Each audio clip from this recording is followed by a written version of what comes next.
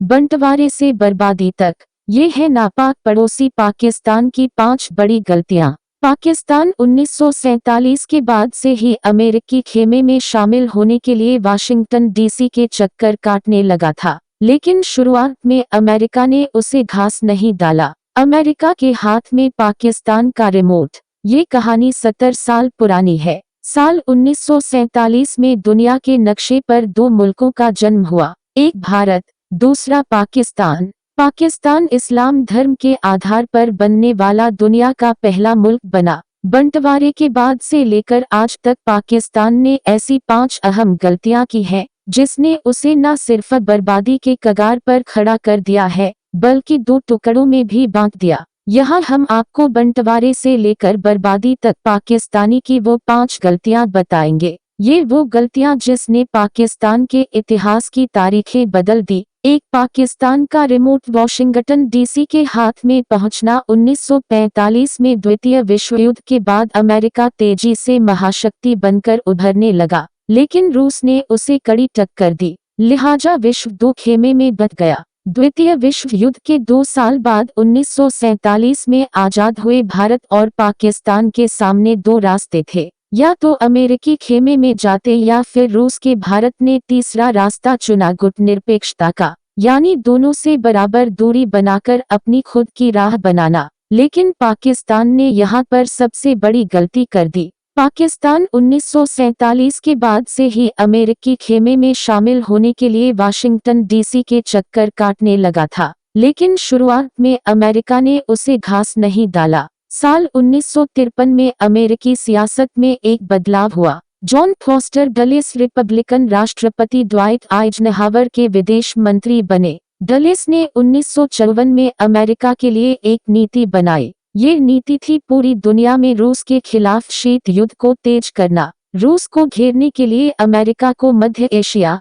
South Asia से लेकर पूरी दुनिया में सामरिक सहयोगी चाहिए थे। बस यही पाकिस्तान की लॉटरी लग गई। दरअसल पाकिस्तान के जरिए अमेरिका अफगानिस्तान में लगातार बढ़ रहे रूस के दखल को खत्म करना चाहता था। लिहाजा इस दौर में अमेरिका ने पाकिस्तान समेत दुनिया के कई देशों के साथ सैन्य गठबंधन किए, जिसमें बगदाद पैक्ट, सीटो जैसे पैक्ट शामिल हैं। पाकिस्तान के जरिए अपने हितों को साधने के लिए अमेरिका ने खुले हाथ से पाकिस्तान को पैसे और हथियार देने शुरू किए। अमेरिका के इशारे पर पाकिस्तान अफगानिस्तान में जिहाद का नारा बुलंद करने लगा। कुल मिलाकर ब्रिटिश बेड़ी से आजाद हुआ पाकिस्तान अमेरिका का गुलाम बन गया। अब उसका रिमोट कंट्रोल लंदन की जगह वाशिंगटन डीसी से संचालित होने लगा। बंटवारे के बाद अमेरिका के साथ जाने का पाकिस्तान के हुक्मरानों का फैसला बेहद दूरगामी निकला।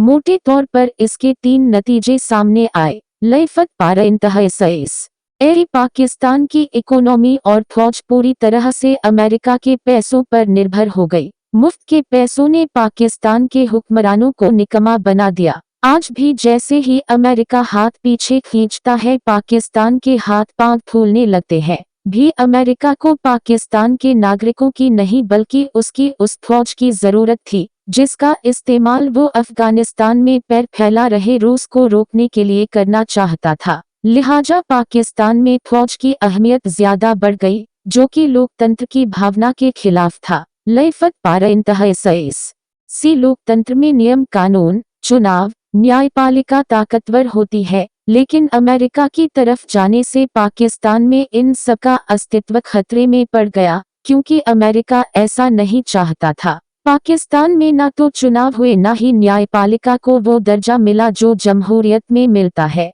हुआ ये कि नागरिकों के अधिकार को ताक पर रखते हुए नौकरशाह और सेना ने गठजोड़ बनाकर सत्ता पर कब्जा कर लिया। नतीजा ये हुआ कि पाकिस्तान में सेना सर्वे सर्वा हो गई। सेना के प्रभाव में भारत के साथ 3 युद्ध 1947, 1965, 1971 हुए। तीनों ही युद्धों में पाकिस्तान की बुरी तरह से हार हुई और अंततः 1971 में पाकिस्तान 2 भागों में टूट गया। नया देश बना बांग्लादेश।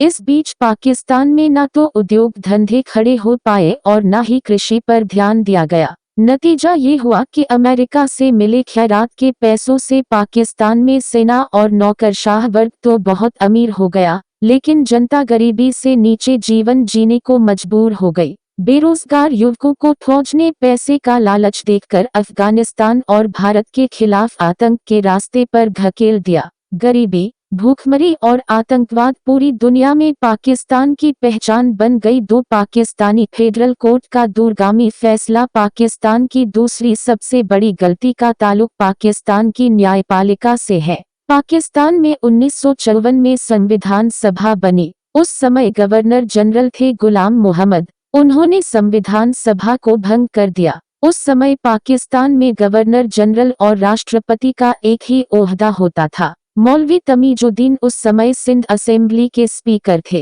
तमीजुद्दीन हाई कोर्ट चले गए। सिंध हाई कोर्ट ने बड़ा फैसला देते हुए गवर्नर जनरल गुलाम मोहम्मद के फैसले को न सिर्फ खारिज कर दिया, बल्कि संविधान सभा को फिर से बहाल कर दिया। गवर्नर जनरल गुलाम मोहम्मद इसके खिलाफ अपील में फेडरल कोर्ट पहुंच गए। उस समय पाकिस्तान के सुप्रीम कोर्ट को फेडरल कोर्ट कहते थे। फेडरल कोर्ट के चीफ जस्टिस थे मोहम्मद मुन्नीर। जस्टिस मुन्नीर ने 1955 में फैसला दिया और एक नई मिसाल कायम करते हुए कानून ए जरूरत की नई अवधारणा दी। उन्होंने अपने फैसले में कहा कि लॉ ऑफ नेसेसिटी के तहत गवर्नर जनरल गुलाम मोहम्मद का फैसला सही था। पाकिस्तान के इतिहास में पहली बार नजरिया ए जरूरत नाम की ऐसी अवधारणा सामने आई जिसने पाकिस्तान की किस्मत ही बदल दी। लोकतंत्र की हत्या करते हुए संवैधानिक संस्था के वजूद को मिटा दिया गया। पाकिस्तान के इस संवैधानिक संस्था को आगे जाकर भारत की तरह की एक संसदीय सभा के रूप में परिवर्तित होना था।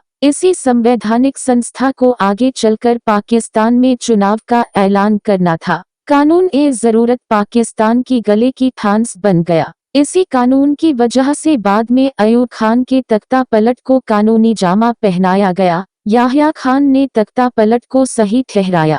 जिया उल हक ने तख्तापलट को कानून सम्मत बताया और सबसे आखिर में जनरल परवेज मुशर्रफ के तख्तापलट को सही ठहराया गया। कानून ए जरूरत का फैसला देने वाले जस्टिस मुन्नीर ने साल 1984 में अपनी किताब फ्रॉम जिन्ना टू जिया में खुद माना कि उनके एक फैसले से पाकिस्तान की तकदीर बदल गई। 3 पाकिस्तानी प्रधानमंत्री मोहम्मद अली बोगरा का विवादित फैसला 1954 में प्रधानमंत्री मोहम्मद अली बोगरा ने एक विवादित फॉर्मूला पेश किया। इस फॉर्मूले को पाकिस्तान के इतिहास में बोगरा फॉर्मूला के नाम से